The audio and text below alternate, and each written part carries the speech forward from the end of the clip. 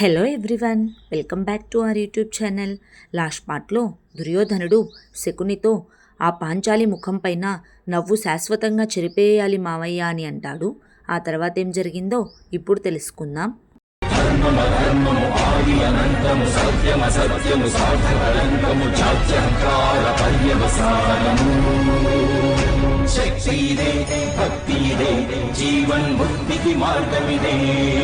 పంచమవేదసారం మహాభారతం కృష్ణుడు చూపిన లీల ఇది, జీవన వేద మార్గమిది, గీత జనించిన క్షేత్రమే ఇది మహాభారతం.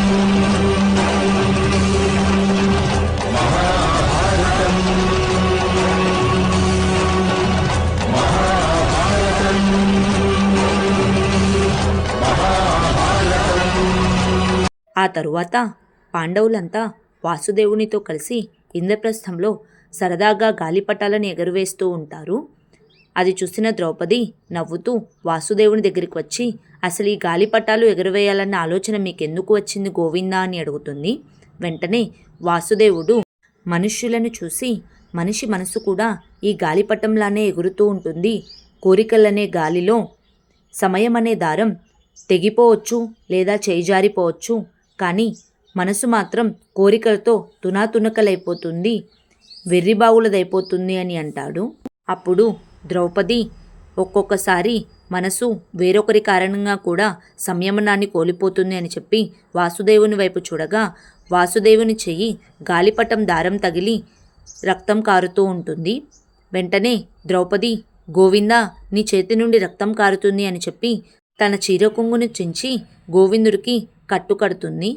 వెంటనే వాసుదేవుడు, దారం గాలిపటాన్ని నియంత్రించేంత వరకు ఎటువంటి సమస్యలు రావు, ఎప్పుడైతే గాలిపటం దారాన్ని లాగుతుందో ఎదుగో ఇలా అరచేతికి గాయమవుతుంది.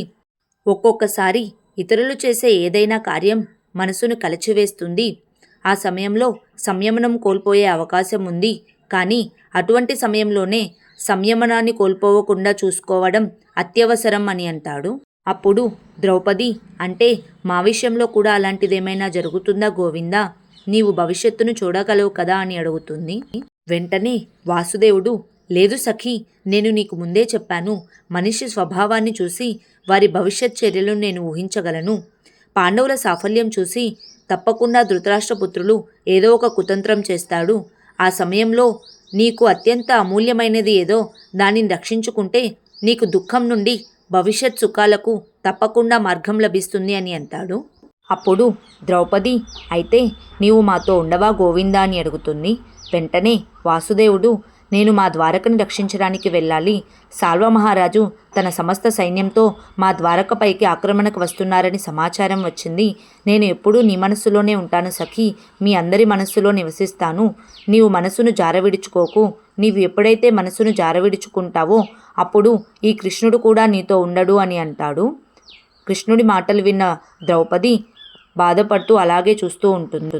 ఆ తరువాత హస్తినాపురంలో శకుని, దుర్యోధనుడు, దుశ్శాసనుడు పాచికలాడుతూ ఉంటారు. అదే సమయంలో ధృతరాష్ట్ర మహారాజు కూడా అక్కడే ఉంటారు.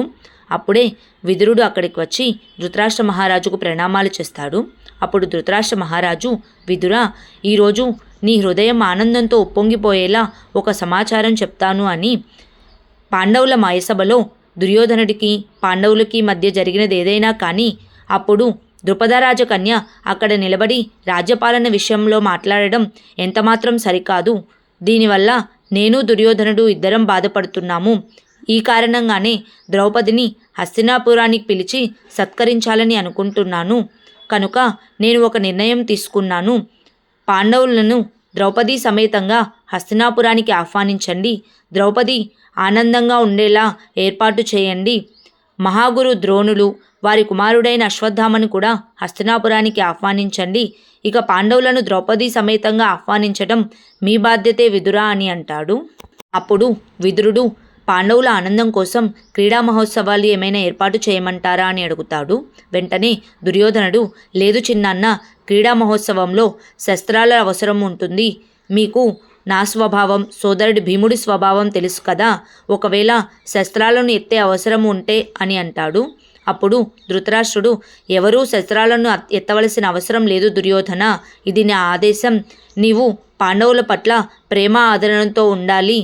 విదుర, శాస్త్రాలు శస్త్రాలతో పాటు జూదం కూడా క్షత్రియుల లక్షణమే అని ఒప్పుకుంటావు కదా, అందువలనే జ్ఞానము శక్తితో పాటు రాజు యొక్క ప్రాభవం అదృష్టం పైన కూడా ఆధారపడి ఉంటుంది.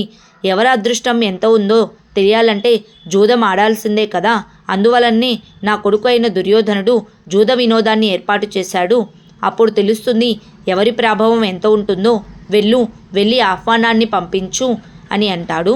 వెంటనే విదురుడు తమరి ఆజ్ఞ అని చెప్పి అక్కడి నుంచి బయలుదేరుతాడు. ఆ తరువాత హస్తినాపురంలో సుభద్ర తన గదిలో కూర్చొని చెలికత్తెతో పాచికలాడుతూ ఉంటుంది. ఆ తర్వాత అర్జునుడి దగ్గరికి వెళ్ళి, నాథా, మీరు నాతో జూదం ఆడవచ్చు కదా, గర్భవతిగా ఉన్న భార్య కోరిక కూడా మీరు తీర్చలేరా అని అడుగుతుంది. అప్పుడు అర్జునుడు, నీకు తెలుసా సుభద్ర, తల్లి చేసే పనులు గర్భంలో శిశువు యొక్క సంస్కారాన్ని నిర్ణయిస్తాయి. నీవు మన సంతానానికి ఈ జూదం నేర్పిస్తావా? మన సంతానానికి ప్రేమలు, యుద్ధంలో శిక్షణ ఇవ్వాలి, ఇలాంటి వ్యసనాలలో కాదు అని అంటాడు. అప్పుడు సుభద్ర, ప్రేమలో మీరు ఎప్పటికీ శిక్షణ ఇవ్వలేరు, ఎందుకంటే అది మీకే తెలియదు అని నవ్వుతూ, యుద్ధంలో శిక్షణ మాత్రం ఇవ్వవచ్చు అని అంటుంది. అప్పుడే అర్జునుడు చక్రవ్యూహాన్ని నిర్మిస్తూ ఉంటాడు. వింటూ నిద్రపోవు కదా అని అంటాడు. అప్పుడు సుభద్ర, అలా ఉండాలంటే చెప్పేది ఆసక్తికరంగా ఉండాలి అని అంటుంది. వెంటనే అర్జునుడు చక్రవ్యూహం గురించి సుభద్రకు చెప్పడం ప్రారంభిస్తాడు. సుభద్రకు వింటూనే నిద్ర వచ్చేస్తుంది. వెళ్ళి పడుకుంటుంది. అప్పుడే ఒక చెలికత్త అక్కడికి వచ్చి, హస్తినాపురం నుంచి మహామంత్రి విదురుల వారు వచ్చారు, మిమ్మల్ని వెంటనే రాజ్యసభకు వచ్చేయమని సామ్రాట్ ఆదేశించారు అని చెప్తుంది. ఆ తరువాత అందరూ రాజ్యసభలో సమావేశమవుతారు. అప్పుడు విదురుడు, సామ్రాట్, మీ గౌరవార్థం హస్తినాపురంలో ఉత్సవాలు ఏర్పాటు చేశాము. సామ్రాజ్ఞి ద్రౌపదిని విశేషంగా సత్కరించాలని నిర్ణయించాము. మిమ్మల్ని సామ్రాజ్ఞి ద్రౌపదితో సహా హస్తినాపుర ఉత్సవాల్లో పాల్గొనడానికి ఆహ్వానం తీసుకొని వచ్చాను. అక్కడ మీ ఆనందానికి చాలా ఏర్పాట్లు చేశారు. చివరికి యువరాజు దుర్యోధనుడు మీతో కలిసి జూదం ఆడతాడు అని చెప్తాడు. విదురుడి మాటలు విన్న అర్జునుడు ఇటువంటి ఆహ్వానాన్ని స్వీకరించే ముందు రాజ్య మంత్రులను, కుటుంబంలోని అనుభవజ్ఞులైన పెద్దలను సంప్రదించే అవకాశం ఉంటుంది మహామంత్రి అని అంటాడు. వెంటనే విదురుడు, తప్పకుండా సంప్రదించండి అర్జున రాకుమారా అని అంటాడు. అప్పుడు అర్జునుడు నవ్వుతూ విదురుడు కాళ్ళకు నమస్కరించి, మీ అభిప్రాయం ఏమిటి చిన్నాన్న, మేము ఈ ఉత్సవంలో పాల్గొనాలా లేదా అని అడుగుతాడు. అప్పుడు యుధిష్ఠిరుడు సభలో ఉన్న వారందరినీ బయటికి పంపించి వేస్తాడు. ఆ తర్వాత పాండవులంతా కలిసి విదురుడి దగ్గర ఆశీర్వాదం తీసుకుంటారు. అప్పుడు విదురుడు, వేటగాడు భూమి మీద ధాన్యాన్ని చల్లితే దానికి కారణం తప్పకుండా తెలుసుకోవాలి పుత్ర. ఆ వేటగాడు తప్పకుండా వలను పన్నాడని.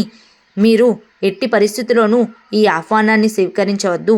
ఉత్సవం పేరిట ఆ శకుని తప్పకుండా ఏదో కుట్రను చేస్తున్నాడు అని అంటాడు.